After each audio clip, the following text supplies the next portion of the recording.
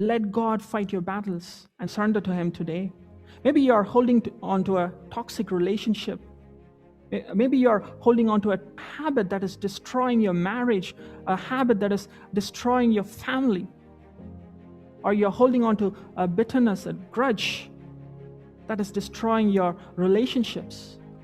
I don't know what your lifeboat is. I don't know what tree branch that you're holding on to, but God is saying to you tonight, let it go. Cut off your lifeboat and trust me. Let me fight your battles.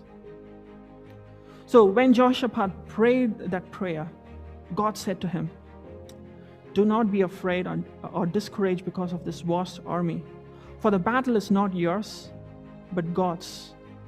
Tomorrow march down against them. They will be climbing up. So God started to give instructions to Jehoshaphat, and then he went on to say, you will not have to fight this battle.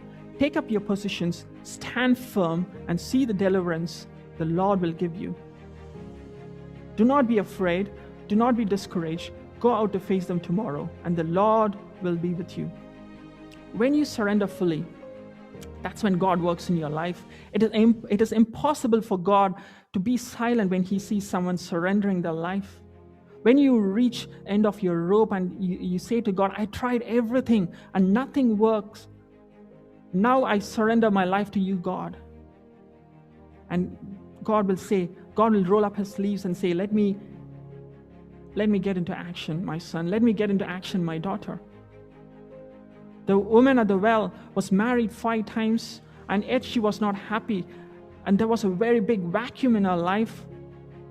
When Jesus came to see her, she said to Jesus, give me that living water so that I won't get thirsty and have to keep coming here to draw water.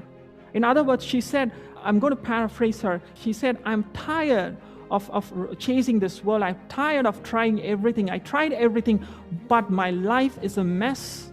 My mind is a mess. I don't have peace. I'm full of fear and anxiety. And I surrender to you tonight.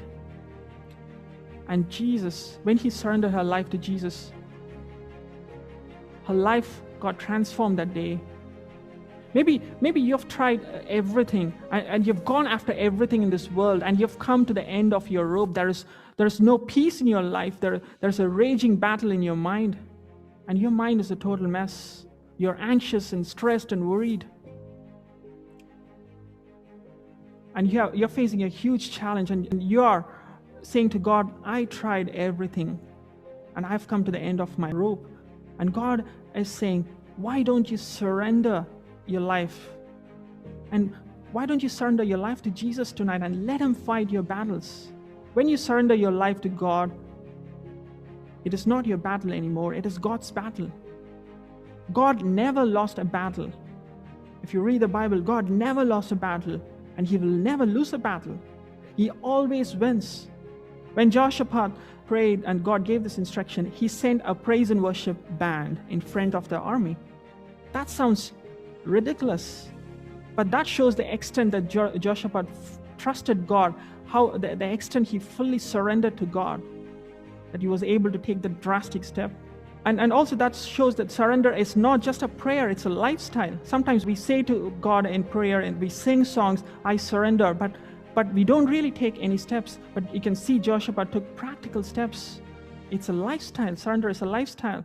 The Bible says God caused ambush and the enemies got confused and they tried to kill each other without Jehoshaphat firing a single bullet. And that day, Jehoshaphat won the greatest victory for his nation.